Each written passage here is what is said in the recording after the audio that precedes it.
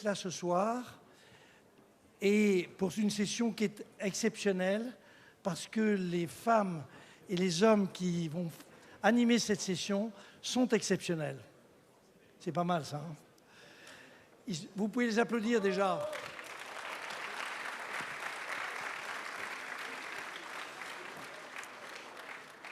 Un peu plus sérieusement, nous avons démarré, je l'ai dit, il y a 2 jours, en ayant ce pari qui a été lancé après la dissolution de l'Assemblée nationale, dont chacun sait que ça a mis un désordre absolu dans la société française. Nous avons, et quand je remercie tous mes camarades, mais je le ferai tout à l'heure, nous avons donc décidé de modifier le programme et nous avons surtout décidé d'essayer de comprendre ce qui s'était passé, c'est-à-dire pourquoi est-ce que 2 tiers de compatriotes des Français qui votent, pourquoi sont-ils en colère?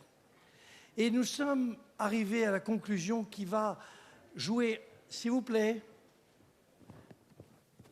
nous sommes arrivés à la conclusion que la raison de cette colère, c'était une forme de populisme français, c'était l'idée que depuis des années, des décennies, un grand nombre de problèmes n'avaient pas été réglés.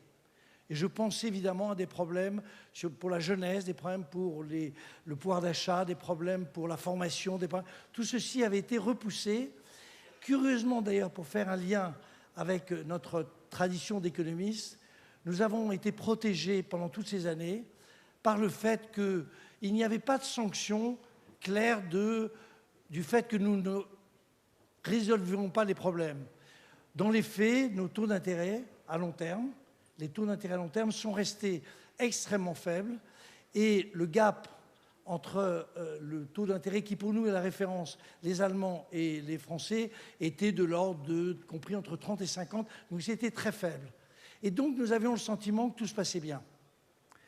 La conviction que nous avons, c'est que nous sommes dans une fin de cycle, un point d'aboutissement d'une période très compliquée pour ce pays, et que le rôle des rencontres d'Aix-en-Provence, c'est non pas de faire des propositions de politique pour lundi, mardi ou mercredi, ce n'est pas le sujet, et nous ne sommes pas compétents pour ça, mais d'essayer de réfléchir à ces difficultés ou ces problèmes non résolus, et qu'il nous fallait en fait lancer des pistes sur ces sujets. C'est ce que nous avons fait.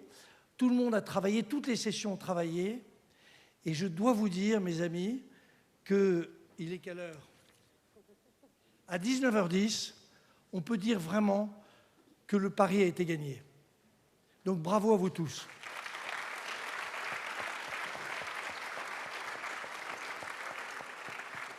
La session finale, ceci c'était juste pour essayer de bien recadrer cette session finale.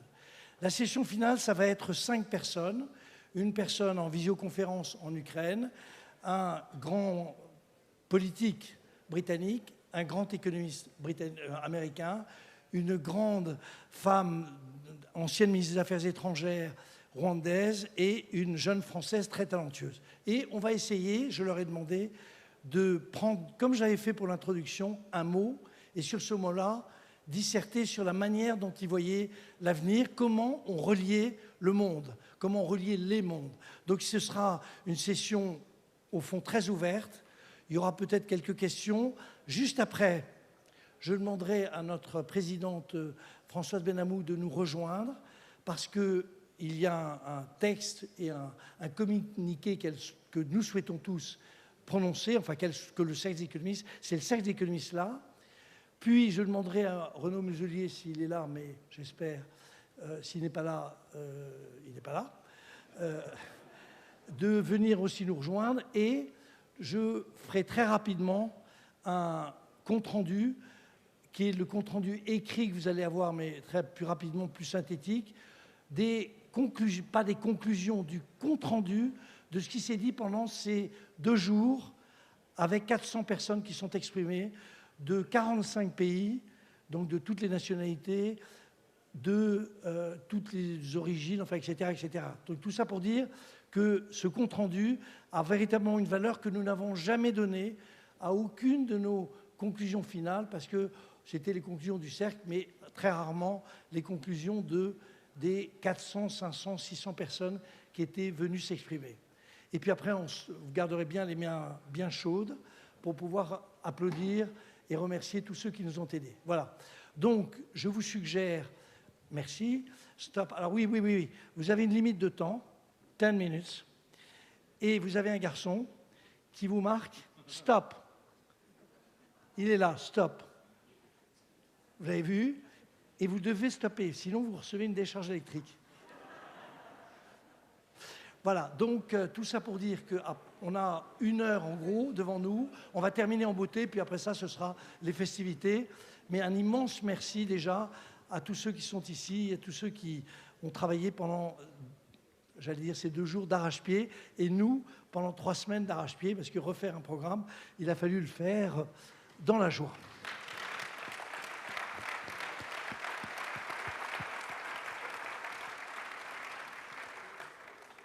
Alors, j'appelle notre amie Alessandra Machikuka, sur le mot paix. Elle est à Kiev et elle nous parle pendant 10 minutes de la paix. Vous m'entendez?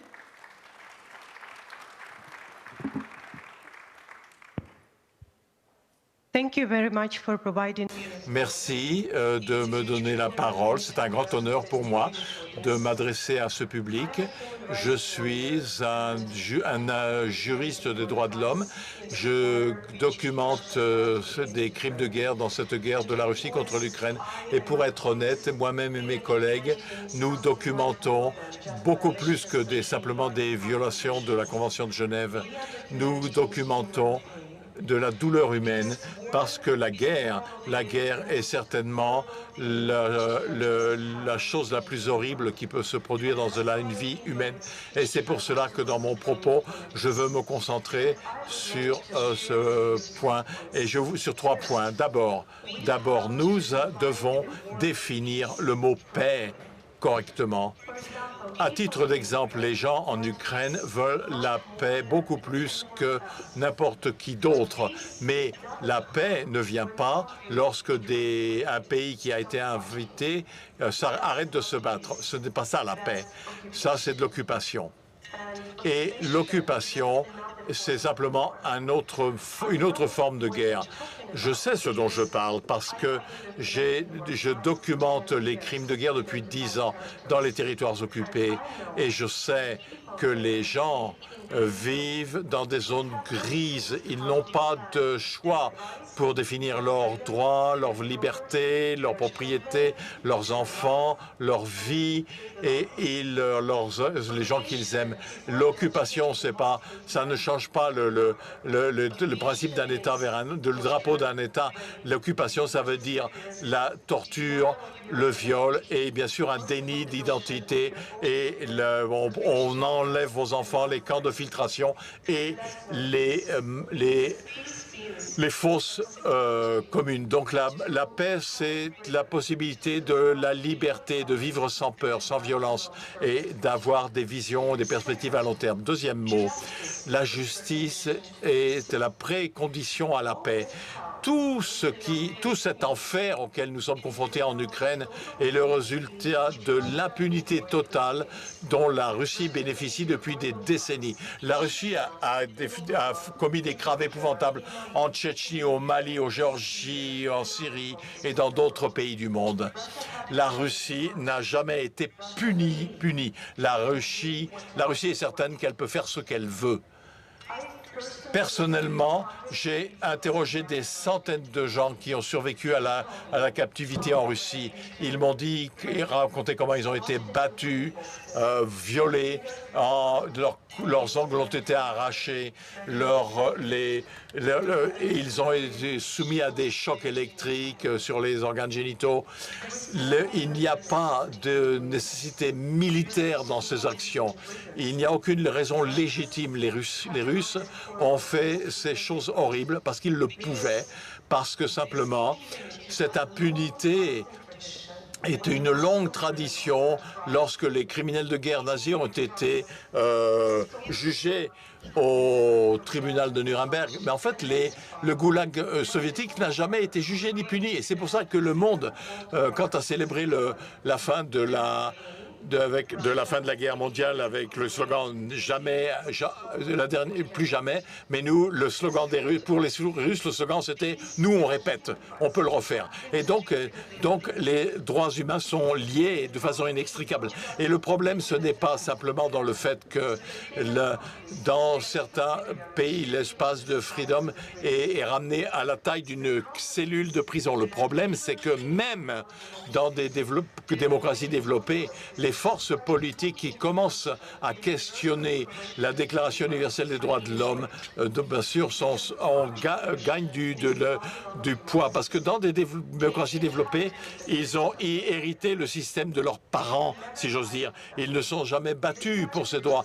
Ils commencent à percevoir les droits de liberté, les droits de l'homme et la liberté comme quelque chose d'acquis. Ce sont des consommateurs de valeurs. Ils voient la liberté comme une espèce de possibilité pour faire un choix entre différents types de supermarchés et de fromages dans les supermarchés. Et donc, ils commencent à changer leur liberté pour des prétentions populistes, pour des avantages économiques, pour l'illusion de la sécurité et pour leur propre confort individuel.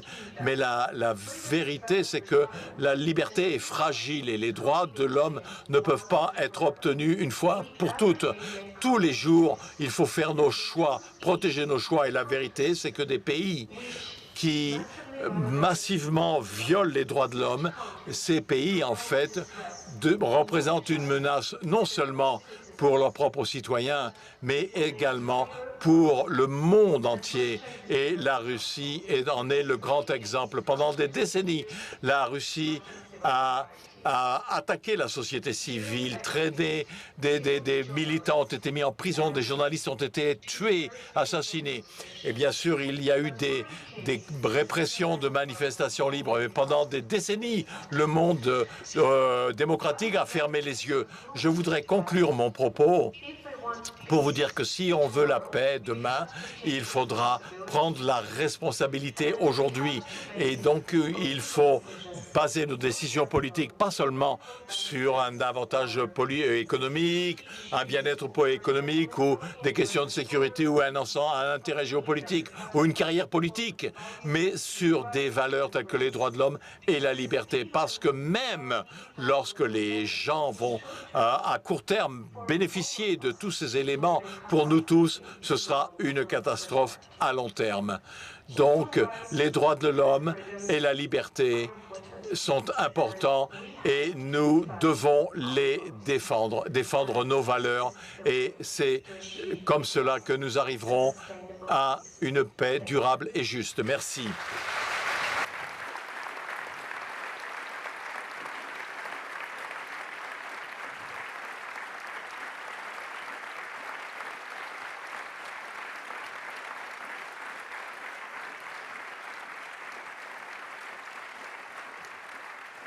Merci beaucoup, merci.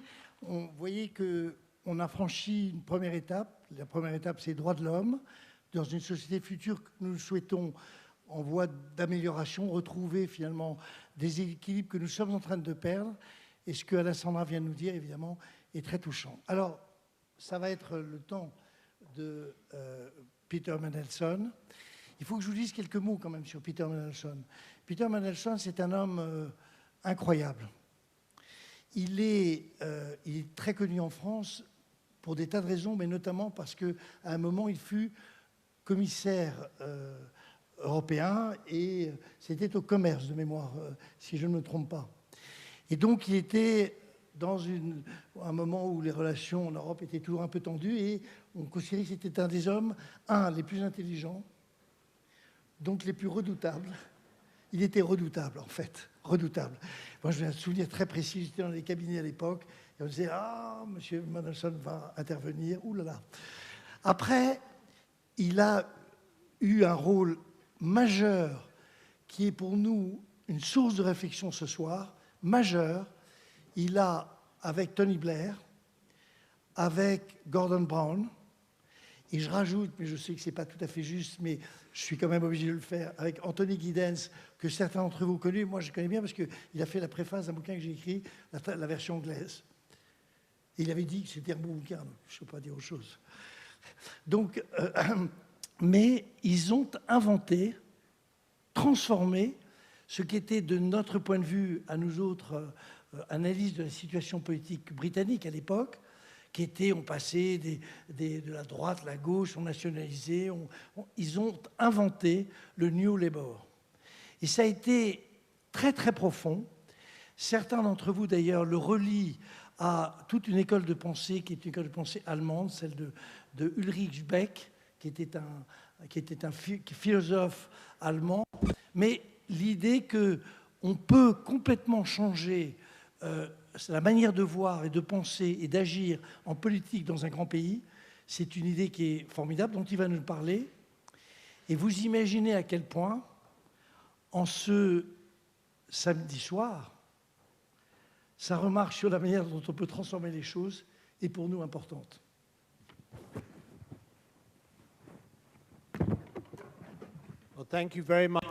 Merci beaucoup. En fait, j'ai reçu un appel téléphonique une fois très tôt le matin quand j'étais commissaire au commerce du Premier ministre français qui m'a dit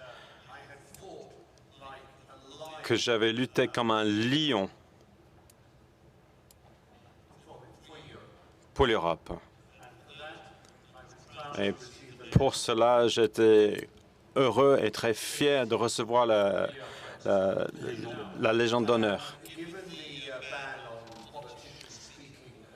Puisqu'il y a une interdiction sur les personnages politiques qui interviennent aujourd'hui, je suis vraiment privilégié de vous parler aujourd'hui pour représenter vraiment la classe politique et je vais faire vraiment au mieux. Parce que s'il s'agit d'un moment historique pour nos deux pays, pour le Royaume-Uni et pour la France. Le Royaume-Uni est en train de se réunir, se rassembler autour d'un gouvernement de majorité de centre-gauche depuis hier. Et la France, bien sûr, est en train d'aller dans un autre sens. Mais regagner le pouvoir pour nous, les progressistes au Royaume-Uni, ça a été très difficile.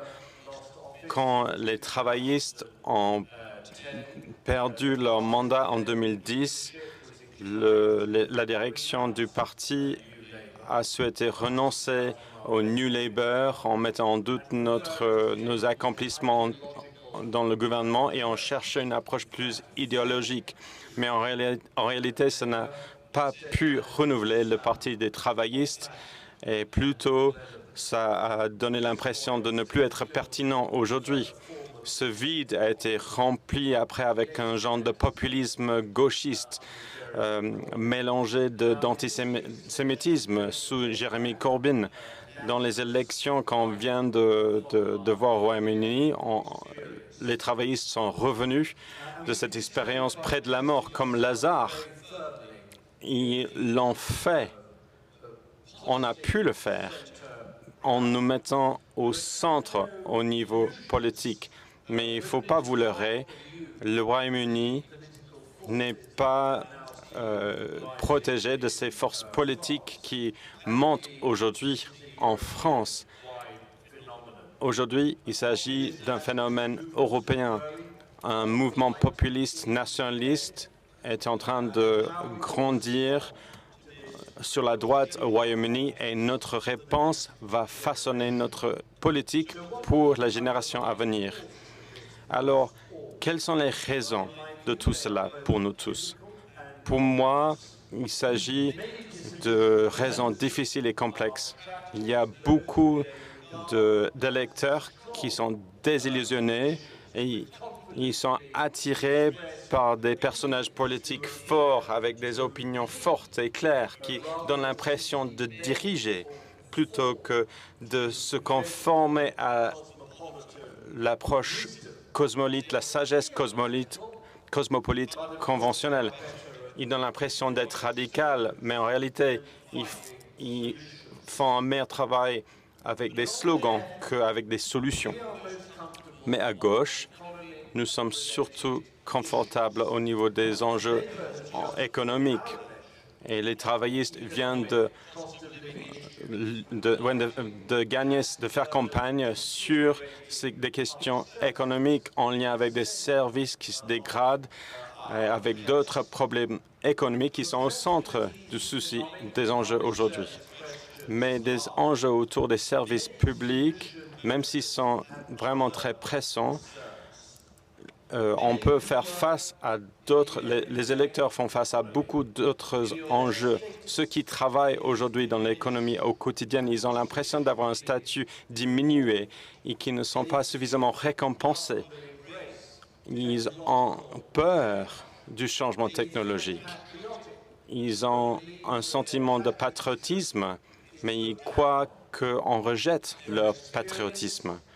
Leur expérience, c'est que les services publics et la sécurité sociale ne fonctionnent pas bien.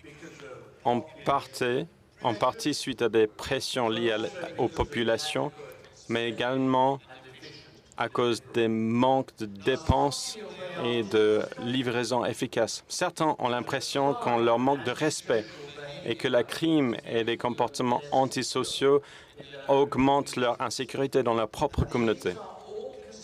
Et tout cela, ce sont des préoccupations qui ne sont pas uniquement économiques. Ce sont des préoccupations majoritaires. Mais au niveau des institutions et souvent dans les médias, ces électeurs ont le sentiment d'être une minorité sans puissance, ignorée par une culture qui est différente que la leur. Beaucoup de personnes à gauche poursuivent une politique qui, selon eux, est une politique d'inclusion où ils affirment les droits et la voix des minorités dans la société. Cela est vraiment très important pour nous. Mais trop souvent, la gauche n'a pas vu que cette inclusivité est également sélective et que cela nie le droit de ceux qui font partie de la majorité perçue d'avoir leur propre réclamation. Et cela augmente ces réclamations. Ces électeurs sont indispensables pour nous. Et nous n'allons pas nous reconnecter avec eux si on ne comprend pas et que si on n'aborde pas les anxiétés culturelles et cette impression d'être désemparé. En tant que personnage politique, il faut commencer à écouter ce que les électeurs nous disent et répondre. La migration, c'est l'exemple le plus frappant. Le secrétaire de l'Intérieur, Roy Jenkins, qui aimait l'Europe dans les années 60, je pense qu'il est venu près de là où on doit être. Il avait 3 piliers par rapport à la migration. Il s'agit du contrôle, de l'intégration et de la gestion et de la prévention de la discrimination. Et moi, je rajouterais la proportionnalité. Il y a des limites à ce qu'il soit soutenable et il faut reconnaître ces limites. Si on ne met pas en place des politiques de migration qui sont soutenues par la majorité, nous allons trouver très rapidement que nous ne serons plus au pouvoir et d'autres partis plus extrêmes que nous seront au pouvoir. Ils vont aller beaucoup plus loin, ils vont endommager nos services et nos économies ainsi que notre cohésion sociale. La tendance parmi certains progressistes a été, selon moi, d'éviter ce débat depuis trop longtemps par un sentiment d'inconfort. Et alors, plutôt que consacrer notre énergie pour trouver des solutions progressives à cette question, et pour moi, cela doit changer. La cohésion et la réussite de la société européenne dépend de nous tous qui sommes au centre de la politique. Cela dépend de notre capacité de trouver de nouvelles manières d'aborder ces enjeux. Même si les élections parlementaires récentes, où on a vu une divergence entre l'élite européenne et la rue, entre guillemets, européenne, et on voit cet écart qui se creuse. Il ne faut pas confondre les existences d'une majorité centriste en Europe avec la stabilité. Ce n'est pas la même chose. Pour la stabilisation, le centre ne doit pas uniquement se regrouper, mais il doit se repenser, il doit se poser des questions sérieuses. On a besoin d'être culturel ainsi qu'économique dans notre manière de réfléchir et dans notre développement des politiques. Alors voici ce que je pense est nécessaire pour les dirigeants de l'Europe. Et je pense que nous devons le faire avec la même vigueur et la même confiance que la vigueur et l'énergie de ceux dans nos sociétés et notre politique qui aiment simplement crier.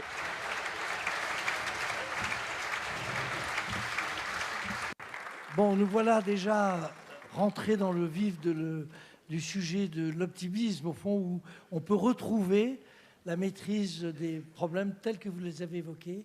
Et le sujet que vous avez évoqué d'immigration est évidemment un sujet compliqué et souvent repoussé en termes d'opinion. Bien, troisième personne à intervenir, c'est Jason Foreman, qui est professeur, qui a fait sa thèse, c'est très important pour nous, qui a fait sa thèse à Harvard, qui est professeur à Harvard et qui a été un des conseillers économiques très écoutés du président Obama. Et lui, je lui ai mis le mot confiance. Pourquoi? Parce que dans ses travaux, il y a énormément de réflexions sur les raisons pour lesquelles aujourd'hui nous mettons en question toutes les institutions politiques, syndicales, enfin tout ce qui peut exister, et comment est-ce qu'on peut retrouver confiance. 10 minutes.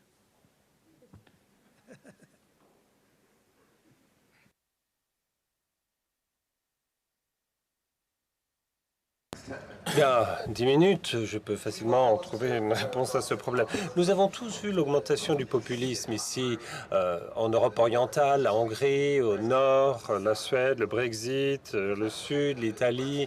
On a vu ce qui s'est passé aussi en Occident, aux États-Unis.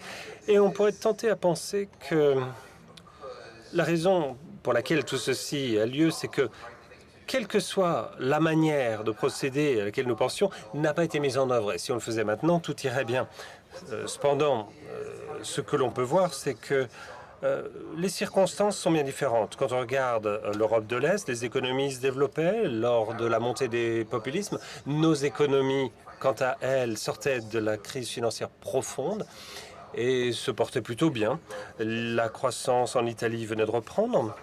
Et dans certains pays, par exemple en France, qu'est-ce que l'on voit? On voit un État qui a un haut niveau de redistribution. Quant aux États-Unis, ils ont beaucoup moins de redistribution. Et cependant, que voit-on? Beaucoup de choses en commun, en fait, dans tous ces pays dont je viens de parler. Ce qui compte le plus et ce qui est à la racine de tout cela, c'est en fait le fait que nous avons vu une forte augmentation du manque de confiance dans les institutions. Lors de votre introduction, vous avez parlé plusieurs fois de Harvard. Très bien. Notre nom est connu. Il y a des gens qui viennent chez nous, qui achètent des t-shirts avec Harvard dessus. Mais si vous pensez que je dis ça parce que je suis de Harvard, en tout cas, aux États-Unis, la moitié de la population pensera exactement le contraire, plutôt que de se dire « oui, monsieur a raison ».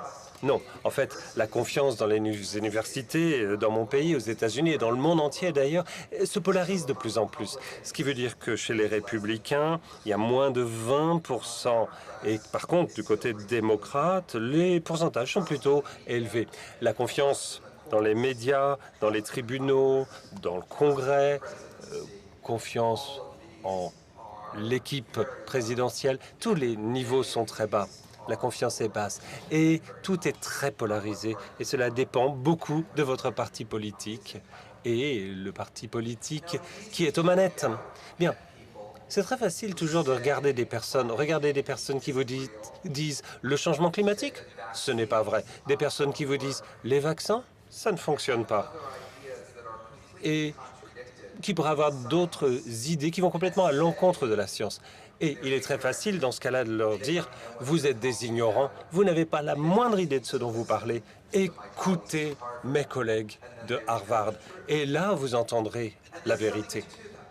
Vous savez, cependant, ce n'est pas complètement faux. Hein, et il ne faut pas non plus faire fi immédiatement de toutes ces personnes qui ont des points de vue qui sont complètement différents et contradictoires. Mais quand je regarde mes collègues et quand je me regarde parfois moi-même, je vois que nous aussi, nous sommes peut-être d'une certaine manière à blâmer. C'est-à-dire lorsqu'ils soulèvent des problématiques complexes, lorsqu'ils cherchent des équilibres, lorsqu'ils disent que c'est complexe et qu'on n'arrive pas à un compromis, et lorsqu'ils disent que le monde, dans 5 ans, est terminé si on ne fait rien du tout contre le changement climatique, et 5 ans après, le monde est encore là et tourne toujours. Lorsqu'ils font des déclarations et qui vous disent que les vaccins ne sont pas bons et ils savent cependant que certaines de leurs déclarations ne sont pas complètement vraies, eh bien, vous voyez, ce sont les moyens grâce auxquels l'élite, les universitaires et peut-être des personnes dans des rencontres telles que celle-ci ont été ceux qui ont attiré ce manque de confiance. Bon, je ne sais pas qui est à blâmer. Si on peut pondérer ça entre les personnes qui ne croient pas dans le changement climatique, qui ne croient pas en la réalité des vaccins, ou s'il faut pointer du doigt les personnes qui mettent trop en exergue le changement climatique. D'ailleurs, je dis bien que le changement climatique, c'est un vrai problème, ou les personnes qui parlent trop des bénéfices du vaccin. Mais je ne sais pas ce qui se passe du côté pondération. Disons que c'est 90% la faute des personnes qui sont des mécréants en la science, et 10% les scientifiques qui exagèrent les avantages. Vous savez ce qui va se passer ou ce qui se passe, c'est que l'élite, les scientifiques, les personnes qui travaillent dans les universités peuvent se concentrer sur les 10% du problème qu'ils ont causé. C'est peut-être un peu plus de 10%. Voilà ce qu'ils peuvent faire. Bon, on peut se plaindre, tenter plus et dire les gens ne vous croient pas, ne croient pas nos institutions. Ils ne vont pas changer d'état d'esprit. Mais par contre, pour que les états d'esprit changent, il faut changer soi-même son propre comportement et la façon dont on mène à bien ses activités. Alors, je vous propose 4 choses. Premièrement, ne pas mentir. Je dirais que c'est relativement facile. Il y a peu de personnes qui diraient d'elles-mêmes, d'eux-mêmes, « Je suis un gros menteur ». Non, bon. Parfois, nous entendons, vous savez, de bons arguments sur lesquels nous élaborons quelque chose, tant et si bien que ça devient une contre-vérité. Deuxième point, là, ça va être peut-être un peu plus dur. C'est-à-dire qu'il ne faut pas tromper les gens. Par exemple, les flux migratoires. Aux États-Unis, ainsi qu'en France, en Suède, dans tous les pays dont j'ai parlé tout à l'heure, quand on regarde le pourcentage des migrants, dans certains pays, les pourcentages sont les plus élevés que nous ayons jamais vus, par exemple aux États-Unis, depuis l'année 1900 environ. Moi, je pense que c'est bon, parce qu'ils contribuent beaucoup à notre économie et aux États-Unis. Mais c'est vrai que cela amène un changement considérable. Pour respecter ces personnes, se mettre à leur niveau, c'est un gros changement. Et ne pas faire comme s'il n'y avait eu de changement, parce que si vous faites cela, ça ne va pas. C'est ce que l'on peut faire pour ne pas tromper les gens. La troisième proposition que je vous offre, c'est pas simplement de parler, c'est d'écouter. Il y a beaucoup de preuves dans le monde scientifique qui nous montrent que la meilleure façon de persuader les gens, ce n'est pas de continuer comme ça à parler, même si, bien sûr, à ma défense, à ma décharge, je dirais qu'on m'a donné 10 minutes pour m'exprimer, mais c'est d'écouter, disais-je. Et L'objectif, c'est de comprendre le fait que même quand quelqu'un se fourvoie et dit quelque chose qui n'est pas vrai, il y a sûrement au cœur de tout cela une préoccupation qui s'exprime, un désir d'obtenir de l'aide. C'est une demande légitime parce que les gens ont peur de leur statut dans le monde, leur lieu dans le monde, etc., leur rôle dans le monde, pardon, etc. Donc, écoutez. Et le quatrième point, le dernier point, est le suivant. Écrire un narratif. Ce n'est pas votre histoire que vous allez raconter. Ce n'est pas leur histoire. C'est une histoire partagée. Bon, j'ai étudié en économie et c'est comme ça que je vois les choses. Et nous disons en économie que ce qui compte, c'est les échanges internationaux et la somme est positive pour le monde. J'y crois vraiment. Je pourrais vous parler de la croissance économique, augmenter l'offre. Je pourrais vous parler de la distribution également et comment nous partageons le gâteau. Mais en fait, ce qui compte, c'est partager une histoire commune. Sans mentir, sans tromper les gens, sans trop parler, mais plutôt en écoutant aussi un peu. Là, nous arriverons à trouver quelque chose pour combler les écarts. Bien, je ne dis pas que c'est facile. Je ne dis pas non plus que ça peut complètement changer la situation, en tout cas pas du jour au lendemain. Mais en tout cas, si nous prenons en compte le fait que le monde est complexe, qu'il nous faut des compromis, qu'il y a de très bons arguments pour les positions exprimées, on peut dire dans ce cas-là qu'il y a des arguments qui vont à l'encontre des premiers. Et que la science n'a pas réponse à tout, parce qu'il faut combiner la science avec des valeurs et aussi avec une compréhension des coûts et des bénéfices pour tout un chacun. Si peu à peu, tout le monde commence à faire ça, étape par étape, individu après individu, là, nous arriverons à aller de l'avant et partager cette histoire, ce narratif. C'est le titre de cette session, pour avoir de meilleures politiques dans nos pays par rapport à ce que nous avons depuis 10 ans ou plus. Merci. Merci Jason. Vous voyez, en ce début de soirée, on progresse pas à pas vers des visions plus optimistes et vous allez voir qu'on va terminer au rosé. Maintenant, je laisse la parole à Eva Sadoun pour 10 minutes. Alors, c'est une jeune femme, elle aussi très passionnante, puisque en réalité, elle a depuis plusieurs années lancer des opérations dont le fond du sujet, tel que je le comprends, c'est comment j'investis, mais j'investis pour le bien-être. C'est comme ça que je le comprends. Et donc, je lui ai suggéré le mot, elle m'a suggéré, parce qu'elle est assez autoritaire, elle m'a suggéré le mot care, en fait, une nouvelle manière de penser la croissance. Et pour 10 minutes, ça va être top. Merci. Alors oui, donc j'ai démarré dans l'entrepreneuriat, puis très rapidement, je suis allée sur les théories économiques, le militantisme. J'ai même été présidente d'un syndicat patronal de la transition écologique et sociale. Et de toutes ces années, la raison pour laquelle je me suis engagée sur les questions économiques et non pas politiques, et non pas à travers l'art, etc., mais à travers l'économie, c'est parce que c'est une conviction que j'avais dès l'origine qui est plus que renforcée chaque jour, qu'une des raisons principales de la fragmentation de la société, des inégalités sociales et écologiques, venait quand même de l'économie. Et quand on regarde ce qui se passe en France aujourd'hui, on ne peut pas dire que l'économie n'est pas responsable de ce qu'il se passe. Mais d'une certaine manière, et c'est mes premières heures en économie qui m'ont fait penser ça, comment on pouvait penser monter un projet collectif partant de la maximisation de l'intérêt des petits homo economicus? Comment ces petits homo economicus ne finiraient pas finalement à se méfier les uns des autres et à travailler les uns contre les autres et non pas les uns avec les autres? Ce modèle économique, il y a la crise sociale dont on parle davantage cette semaine, mais la crise écologique vient essentiellement de l'action de l'homme sur la nature, de l'homme, je dis de l'homme pour une raison. Et c'est le rapport du GIEC qui... quand même pas. C'est le rapport du GIEC qui nous le montre. Cette action-là, effectivement, doit être repensée. Alors, face, effectivement, à tous ces constats, aujourd'hui, il y a un peu deux voies qui sont aujourd'hui médiatisées.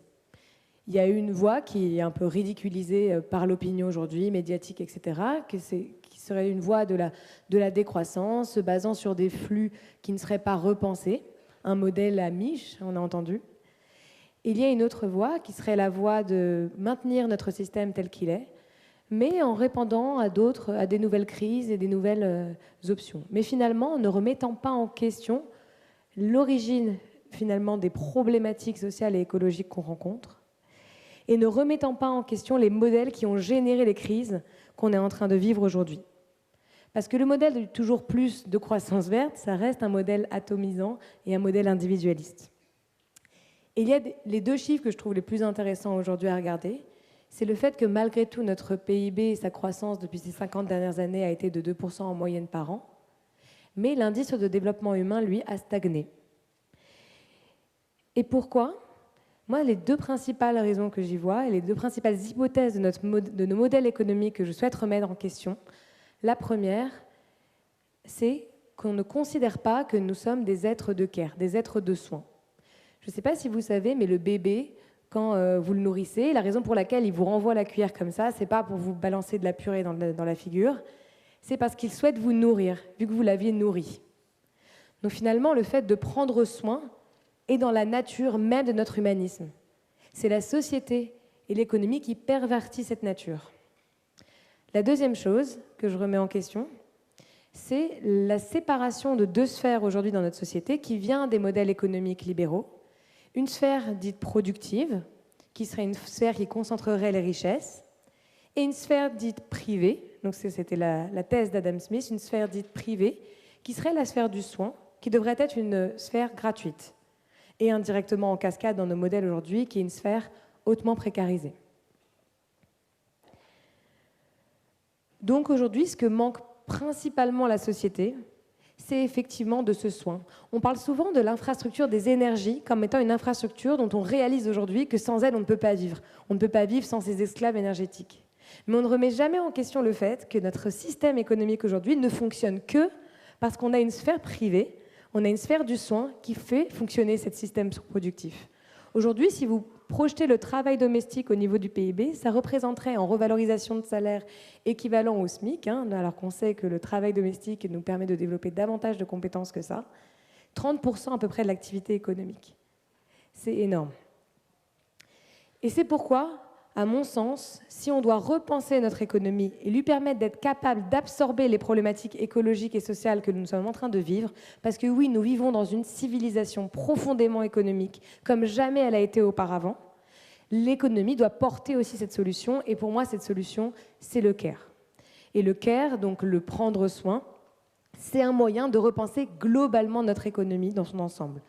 La première chose, c'est que le care permet de repenser les indicateurs économiques, d'effectivement diriger, d'avoir un nouveau regard sur notre croissance économique et de regarder davantage les flux de santé, les flux écologiques, les flux de bien-être, que les flux de richesse qui ne représentent malheureusement pas aujourd'hui, on l'a vu pendant les dernières crises, un garant de notre prospérité et de la santé de nos économies. Le care nous permet également de repenser notre rapport au temps, parce que s'il y a bien quelque chose dont le soin a besoin, c'est bien le temps. Et s'il y a bien quelque chose qui fait qu'aujourd'hui, la raison pour laquelle on est mal soigné, la raison pour laquelle on passe peu de temps sur le lien social, c'est justement parce qu'on n'a pas le temps de ça.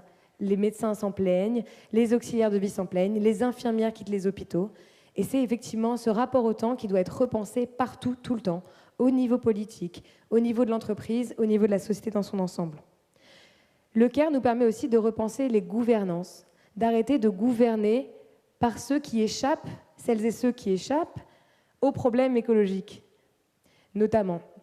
On pense souvent à cette image. Est-ce que vous pensez sincèrement que la défense, par exemple, qui est notre place économique en France, serait aussi frileuse face aux politiques écologiques si Wall Street n'avait pas sombré sous l'eau? C'est Bruno Latour qui parle de ça très bien.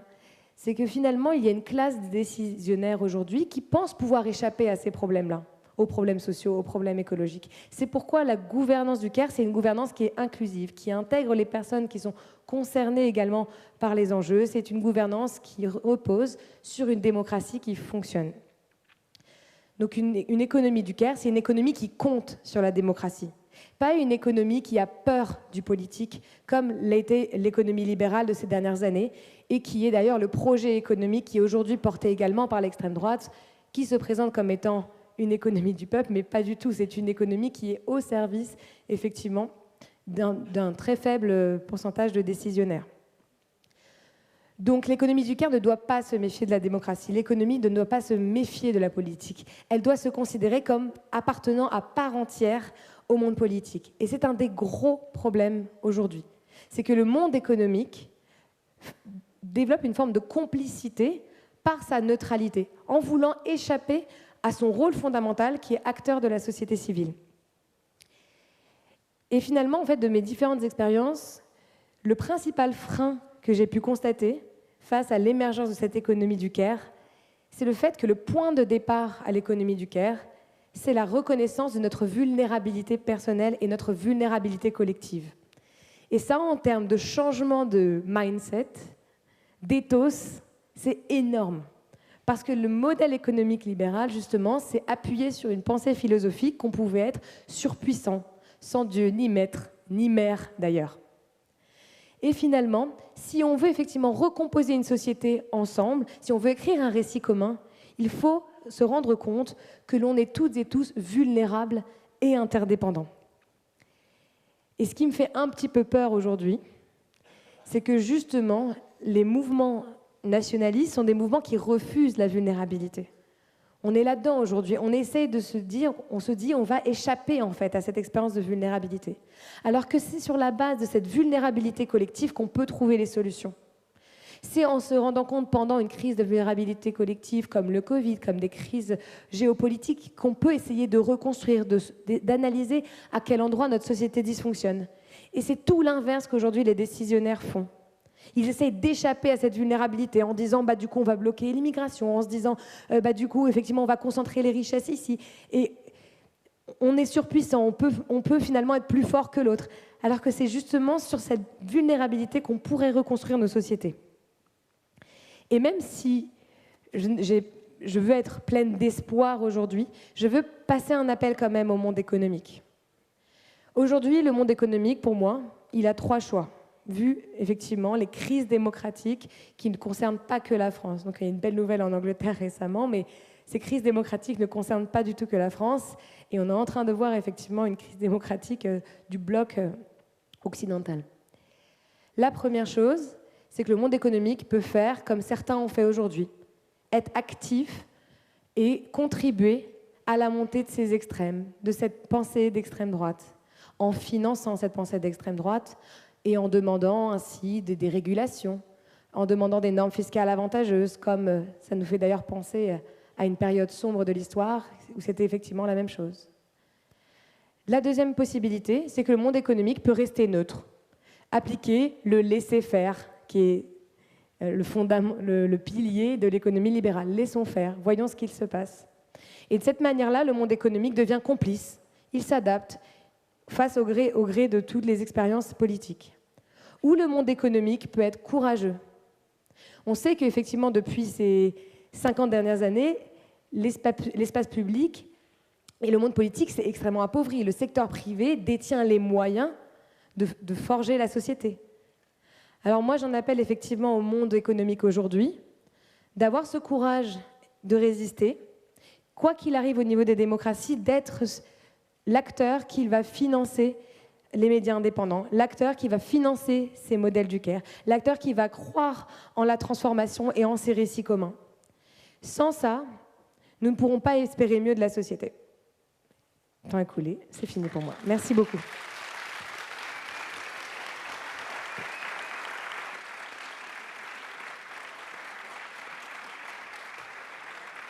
Bien, merci.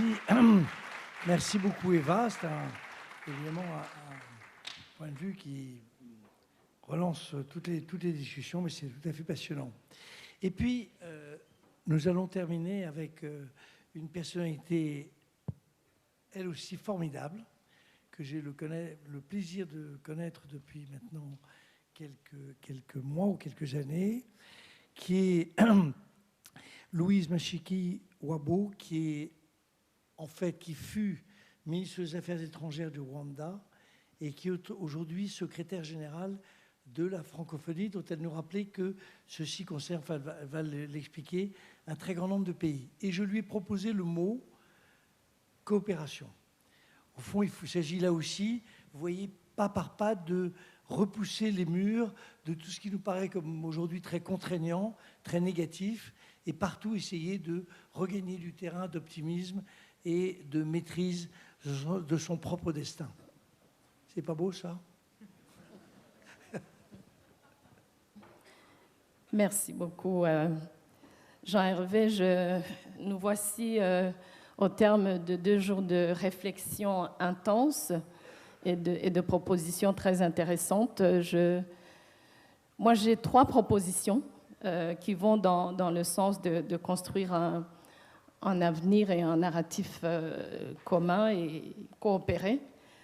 La première proposition est celle que j'ai développée hier ici dans le panel Équilibre Nord-Sud. Et j'étais très heureuse d'entendre le professeur Jason parler de la nécessité d'écouter. Et ce n'est pas une petite affaire d'écouter. Alors, il a développé la logique et l'impératif de l'écoute. Je vais donc plutôt vous raconter une histoire. En février 2022, les dirigeants du continent africain et les dirigeants européens se sont rencontrés à Bruxelles et ils ont décidé, dans un sommet qui était assez inédit, de revoir la relation entre l'Europe et l'Afrique, de créer un partenariat solide où on se parle, on s'écoute, on se soutient mutuellement, on reste solidaires et on fait beaucoup de belles choses ensemble. Quelques 10 jours plus tard, la guerre en Ukraine a commencé.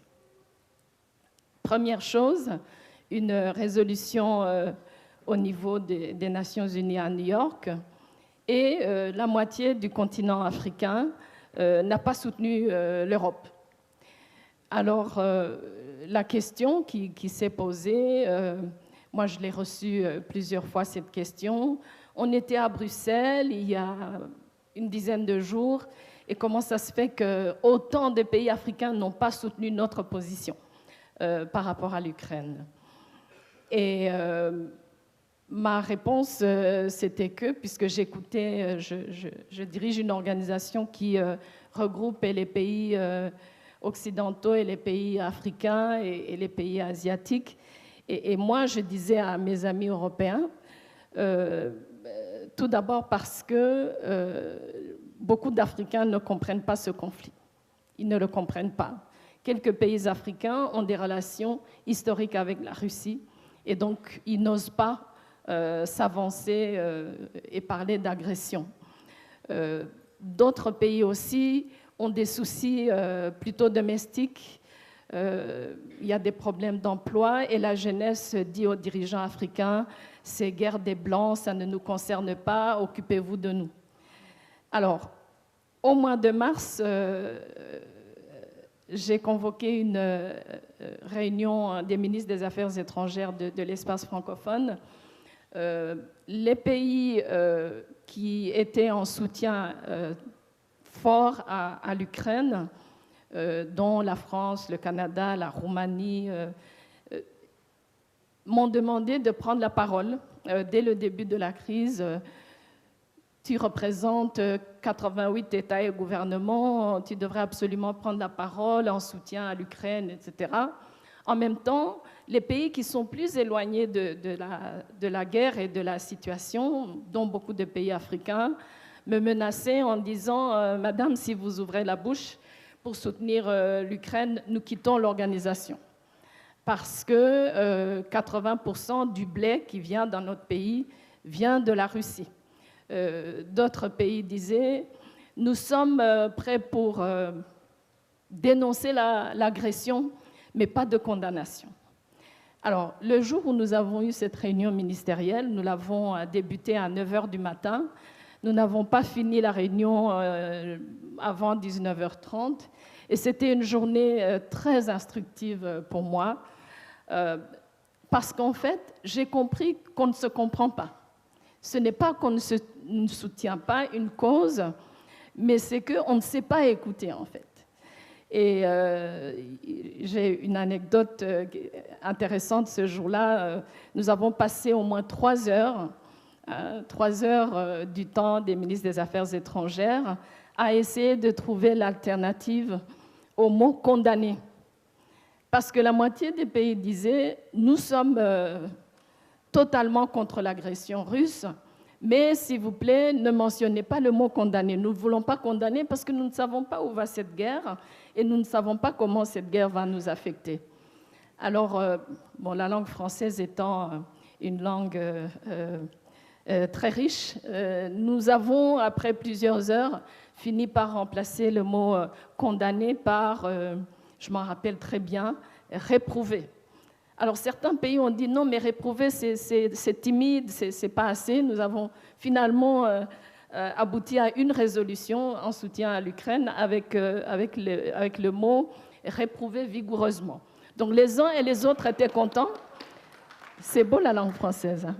Les uns et les autres étaient contents, mais en réalité, une journée où on ne se comprend pas et on est supposé se soutenir, mais on ne se parle pas assez, on ne s'écoute pas assez.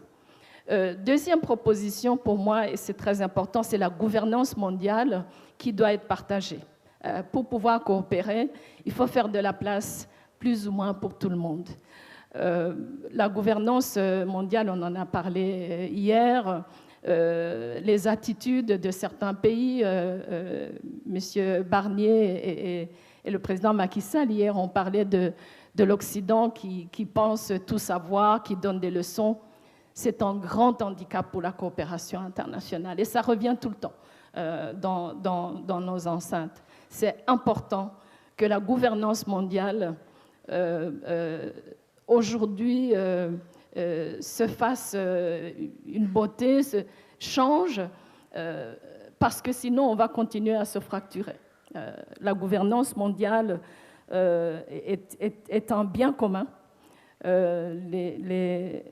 Les Nations Unies ont été créées justement pour que les pays se rassemblent. C'était après 2 guerres mondiales. On est bien loin de 1945 et nous avons besoin aujourd'hui d'une bonne mise à jour de la gouvernance mondiale. Troisième proposition, je pense surtout au continent africain pour des raisons évidentes, c'est la jeunesse. Nous avons collectivement besoin de donner espoir à la jeunesse. Pour le continent africain, ce n'est pas tellement... C'est une question de manque d'opportunités, de pauvreté, de manque d'emploi, mais c'est aussi le fait de ne pas savoir ce que demain sera. Et je prends l'exemple de nos pays membres de la région du Sahel, où nous avons en 4 ans eu 7 coups d'État dans une zone de l'Afrique de l'Ouest surtout, une zone où il y a eu une crise sécuritaire pendant au moins 2 décennies, où les statistiques dans le domaine de l'éducation sont effrayantes. Et je dois le dire aussi, je suis africaine, donc je n'ai pas de complexe là-dessus, une mauvaise gouvernance de beaucoup de dirigeants de nos pays. Et donc la jeunesse a décidé que tout jeune militaire qui se présente et qui dit que la vie va changer, ils applaudissent, ils soutiennent. Ils disent, mais la gestion des civils qui n'ont pas changé nos vies, qui sont corrompus, ça ne vous a pas posé de problème. Pourquoi est-ce que l'arrivée de ces jeunes officiers vous pose un problème?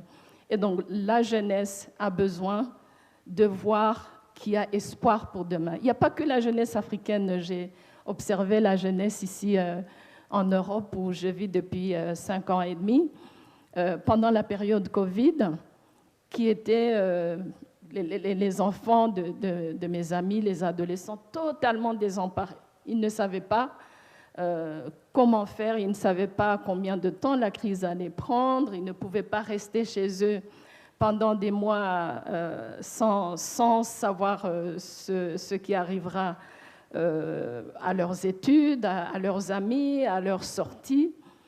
Et donc, donner espoir, accompagner la jeunesse, encadrer la jeunesse, c'est un impératif pour nous tous. Merci beaucoup.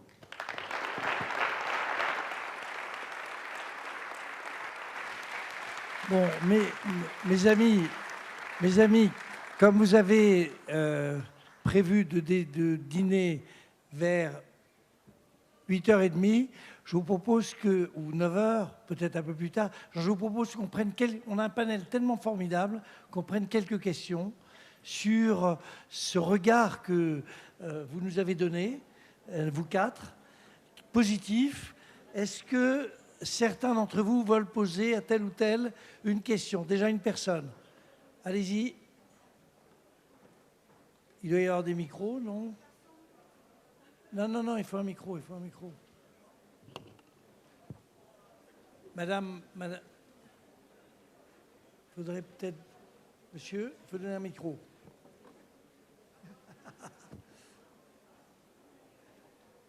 Bonsoir. Je m'appelle Amandine Deslandes, je dirige une entreprise qui s'appelle Marseille. Ma question est plutôt pour Eva. Vous avez parlé de vulnérabilité, votre discours m'a beaucoup touchée personnellement. Je me demandais si le point de départ, je crois avoir lu ça en filigrane dans votre prise de parole, n'était pas la vulnérabilité du chef d'entreprise lui-même. Et peut-être que, effectivement, si on féminisait les plus hautes fonctions, la vulnérabilité viendrait plus facilement dans les entreprises. Bien, réponse d'Eva en 1 minute. En fait, le chef d'entreprise, aujourd'hui, il n'est pas embauché pour être vulnérable, et ça, c'est un problème. Mais je pense que les hommes subissent autant ce mythe de la virilité, et que leur vulnérabilité est profonde, et très exacerbée à certains égards, et c'est peut-être pour ça qu'elle se transforme parfois en autre chose que de la collectivité. Enfin, vous avez compris. Donc, je pense qu'il faut davantage, effectivement, je pense qu'il faut davantage que la société soit plus diverse pour faire exister ces nouveaux rôles modèles qui, effectivement, peut-être incarneront un mode de gestion qui aura la confiance de toutes et tous, et en même temps, une vulnérabilité qui sera aussi appréciée par sa capacité à mieux comprendre les problèmes, et que ainsi, ça permettra aussi à ces chefs d'entreprise, hommes peut-être pas éduqués de cette manière-là, de changer, et ça passera profondément aussi par notre système éducatif pour que ça puisse changer, absolument. Bien, autre question? Que se passe-t-il? Que se passe-t-il? Bon, c'était tellement formidable les exposés que vous n'avez plus besoin maintenant d'en savoir plus. Voilà.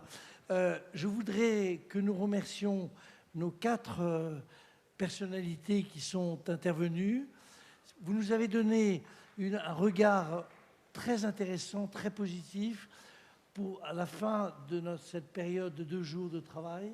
Un immense merci à tous les 4. Et je propose maintenant, si elle le veut bien, à la présidente du Cercle des économistes de nous rejoindre. Je vous propose que vous restiez, vous allez voir, parce qu'on est en pleine crise politique, là, donc c'est quand même votre problème aussi. Hein. Faut nous aider à résoudre, là, hein, Peter.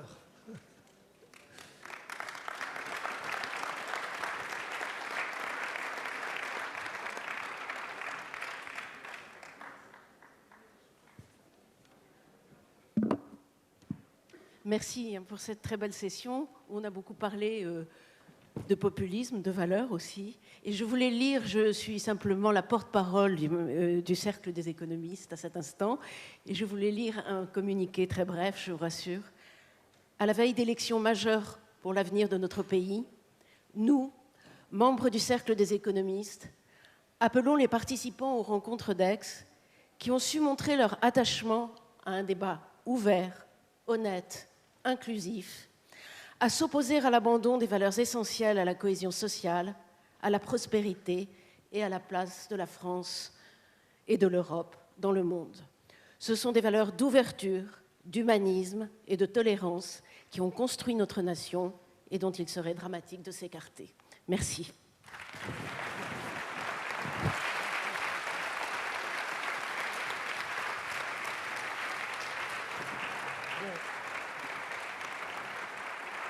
On va terminer très rapidement. Vous avez sous les yeux le document qui, je crois, reprend l'ensemble de nos travaux. Donc je ne vais pas les reprendre de manière extensive, ça n'aurait pas une grande valeur ajoutée. Je pense que vous avez tout ça. Je vous demande d'ailleurs si quelqu'un peut m'apporter aussi les remerciements, parce que c'est censé remercier. Si quelqu'un... Oui. Parce que je veux bien remercier tout le monde, mais ce ne sera pas très... Bon. Le document que vous avez sous les yeux est en fait intéressant sur 3 points. Le premier point, c'est que, comme je l'ai indiqué, nous considérons que ce vote d'il y a quelques semaines, qui peut-être sera confirmé d'une manière ou d'une autre la journée de demain, indique un malaise et des difficultés dans notre pays forts. Et plutôt que de se contenter de dire ils n'y connaissent rien, ou ils sont ceci, ou ils sont cela, notre job à nous, et c'était le job des rencontres économiques d'Aix cette année, c'est d'essayer d'éclairer, de comprendre d'où ça vient. Et j'ai indiqué que nous avions pensé que tout ceci trouvait une source assez lointaine sur des sujets qui, depuis longtemps, ne sont pas traités. Et je dois reconnaître que l'exposé que Peter Mandelson a fait sur des sujets britanniques était très éclairant sur la manière dont il faut procéder dans les semaines ou mois qui viennent. Je ne parle pas de la semaine prochaine, parce qu'il ne faut même pas en parler. Ça, c'est la première remarque. La deuxième remarque, c'est que l'ensemble des sessions, je crois qu'il y en avait 72 ou 73, ont toutes été marquées par l'idée qu'il fallait réfléchir à partir de les thèmes qu'on avait évoqués, c'est-à-dire ces difficultés. Et c'est ça en ça que c'est important et que nous allons le transmettre à qui de droit, c'est-à-dire aux politiques de ce pays et de manière plus générale à tous ceux qui aujourd'hui sont inquiets de la situation politique dans notre pays. C'est une convergence absolue, c'est-à-dire que, contrairement à ce qui nous est arrivé d'écrire des propositions qui étaient un peu préécrites, pour dire la vérité, enfin non, pas vraiment préécrites, mais écrites rapidement, ce que vous avez devant vous, c'est le produit de ce qu'ont pensé tous les participants, ou à peu près tous les participants des rencontres d'Aix. La troisième chose, et ceci m'amène et me conduit à vous expliquer juste que nous avons fait, quand je dis nous, c'est une équipe de 4 personnes à qui je vais demander de bien vouloir nous rejoindre. C'est Fabienne, c'est Vincent, c'est Mathilde et c'est Camille. S'ils peuvent venir nous rejoindre, ils ont fait un boulot formidable en 3 semaines. Si vous voulez bien venir.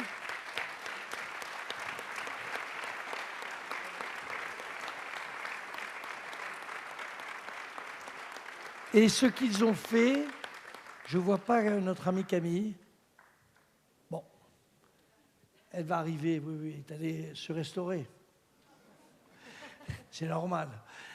Et donc, ce qui a été fait par un peu de manière très collective, c'est cette idée simple qu'on allait vraiment recueillir la pensée de tout le monde. Vous aurez à disposition les 75 comptes rendus, des 75 sessions auxquelles vous avez tous participé, d'une manière ou d'une autre, et vous pourrez constater cette convergence. Ça, c'est pour les remerciements. Ça, c'est la deuxième remarque. La troisième remarque, c'est qu'il y a dans cette idée, mais c'était très clair dans les interventions que vous avez faites, vous deux, c'est qu'il y a le très court terme, Vous verrez lundi, il va y avoir des évolutions de taux d'intérêt, des trucs, ça va s'agiter dans tous les sens.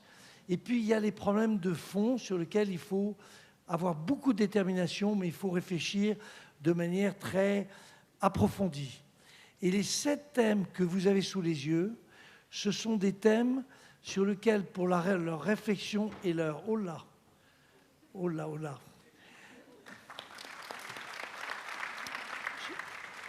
Voilà, merci beaucoup. Ce sont des thèmes, les 7. Alors, je ne vais pas vous les lire, mais ils sont tous fondamentaux. C'est-à-dire que la société française, et je pense que ceci peut-être retrouve d'autres grandes sociétés occidentales, si nous ne les résolvons pas, notre société se retrouvera exactement dans je parle de la société française, dans les mêmes difficultés dans les mois qui viennent. Alors nous avons eu des tas d'alertes, il y a eu les gilets jaunes, il y a eu ceci, il y a eu cela, il y a eu les jeunes. Tout ça, c'était... Alors nous étions considérés que c'était curieux, bizarre, étrange. En fait, il y a eu un mot que Louise a évoqué, écoutez. Et tous les gens qu'on a entendus dans ces 2 jours nous ont tous dit il faut écouter les Français. Beaucoup de Français ne se sentent pas écoutés. Et il faut écouter nos partenaires Nord-Sud. Il faut écouter, quand on discute avec nos pays amis africains, ils sont très nombreux, c'est vrai qu'on n'écoute pas la réciprocité qu'on peut avoir, etc., etc. Donc, les 7 thèmes sont des thèmes majeurs. Il y a des audaces dans les propositions. Il y en a 2 auxquelles je suis personnellement très attaché, donc je ne peux pas m'empêcher de les évoquer. La première, c'est que quand j'étais jeune, Peter, il n'y a pas très longtemps, quand j'étais jeune, when I was young. When you were younger. Ah oui. Il y avait 10% de pauvres dans nos sociétés. 10% de gens qui vivent, alors il y a une définition très rigoureuse qui définit la pauvreté. Aujourd'hui, nous avons 20%. Nous dépensons 33% du PIB pour la protection sociale et nous avons 20% de gens qui ne peuvent pas subvenir à leurs moyens, sauf à aller déjeuner, dîner dans des restaurants, etc., qui sont où on sert des sortes de soupes populaires, comme on disait il y a un siècle. La première idée, c'est de dire, on a beaucoup envisagé une 5e branche de la sécurité sociale sur la dépendance. Il faut envisager une 6e branche, enfin, si on n'envisage pas, on peut trouver une autre formule, sur le règlement en 10 ans des problèmes de pauvreté dans un pays riche comme le nôtre. C'est inadmissible que 20%, une personne sur 5. C'est incroyable. La deuxième chose, c'est qu'il y a eu un moment après le Covid où nos sociologues ont dit « Ah, les Français, ils sont flemmards. Flemmard, la flemme. » Je ne sais pas comment on traduit ça en anglais, flemme. Bon, enfin, la personne doit vous le traduire. Voilà, ils sont flemmards. On n'a qu'à penser chacun d'entre nous à nous et on sait comment on traduit. Et l'idée, c'est tout simplement que quand il y a une caractéristique de notre marché du travail, quand on commence dans la vie un travail non qualifié et avec en réalité des rémunérations faibles, le problème c'est la rémunération faible. Mais en France, contrairement à ce qui se passait avant, on n'évolue pas. Et donc l'idée fixe des gens qui ont des travaux peu qualifiés, peu rémunérés, peu considérés, c'est évidemment de partir le plus vite à la retraite. Alors à ce moment, on dit, ils sont paresseux. Ben non, ils sont juste comme nous tous, ils ont besoin de rémunération, de considération et surtout de perspective. Ces 2 parmi, je crois, 14 propositions, elles sont excellentes, ces 2 propositions. À mon avis, il y a très peu de chances qu'elles soient mises en œuvre dans les semaines prochaines, mais on ne sait jamais. Voilà, je voulais vous dire donc que ce travail qui a été fait par mes 4 camarades est inouï. Et puis maintenant, je fais les remerciements.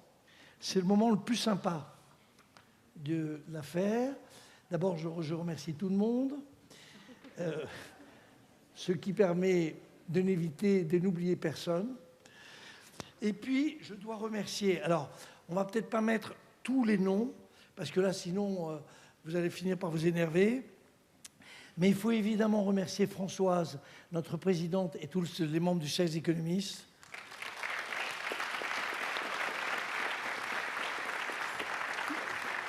Il faut remercier Marie Castin, qui est notre présidente et qui a su donner une impulsion. Il faut remercier, je les mets ensemble pour un peu accélérer, Sophie Joissin et Renaud Muselier, ce sont nos politiques. Il faut vérifier. Alors, on a une organisation très, très sérieuse. Il y a un directoire que j'ai le grand honneur de présider. Je pense à la satisfaction générale. Et il est composé de Marion, Hélène, Laure. Il faut les remercier parce que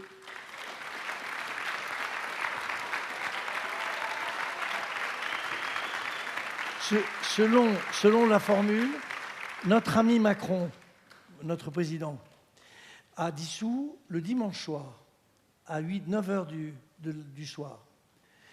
Il est arrivé tout en noir, là, il était bon. Et on a décidé dans les heures qui ont suivi de refaire le programme. C'est-à-dire que vous étiez prévus, tous les 4, mais pas aux mêmes heures, il fallait supprimer le dimanche. Et ça, c'est ce directoire-là qui l'a fait. Et là, franchement, bravo.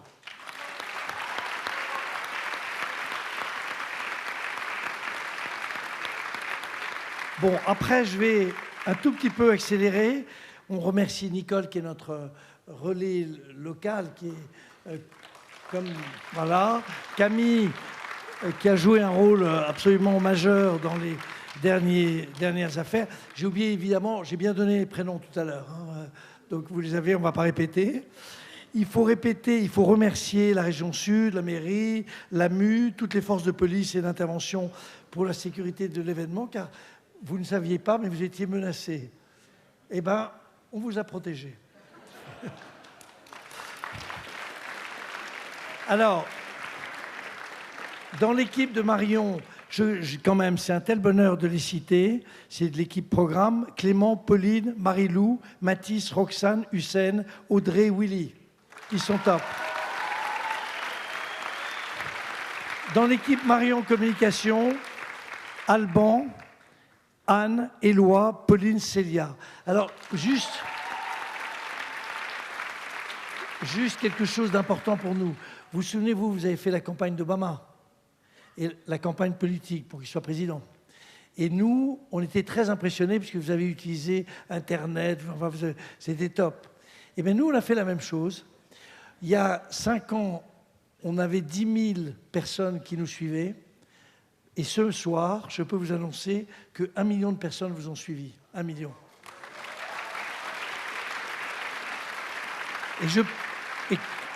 Et comme j'ai les résultats en temps réel, je peux vous dire qu'il y en a 999 000 qui vous ont trouvé formidable. Alors, les timekeepers, Vincent, Léna, Ryan, Abderrahmine, Étienne, Arnaud, Emma. Alors,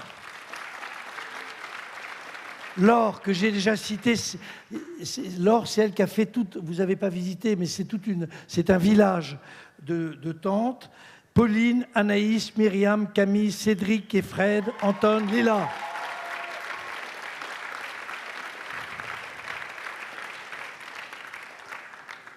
L'or, et alors c'est très curieux l'expression, renfort.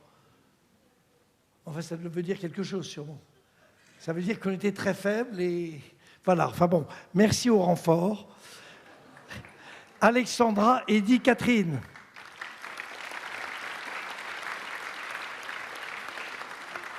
Hélène Partenaire, Duquinsia, Thomas, Rémy.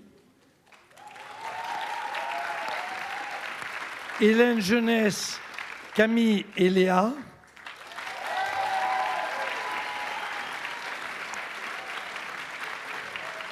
Voilà, Laurence, Emma et Adrien.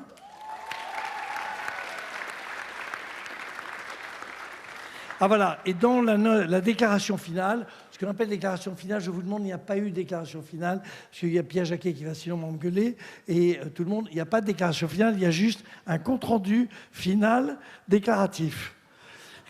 Et il y avait des notes keepers, alors à côté de Mathilde, Vincent, Lucien, Augustin, Kevin, Una, Clémentine, Lola. Et la centaine de polos blancs. Les polos blancs, ce sont ceux qui vous ont accompagné, qui vont vous accompagner. Je voulais donc surtout remercier tout le monde, vous dire que vous êtes formidables. Ça, c'est une expression un peu banale, mais elle est très pensée. Pour une fois, j'y crois. Et je vous suggère donc qu'on aille vraiment d'abord dîner, puis écouter un concert qui va être vraiment formidable. Ici, je crois. Et merci à toi, Jean-Hervé, pour l'incroyable organisation de ces rencontres intellectuelles et formidables.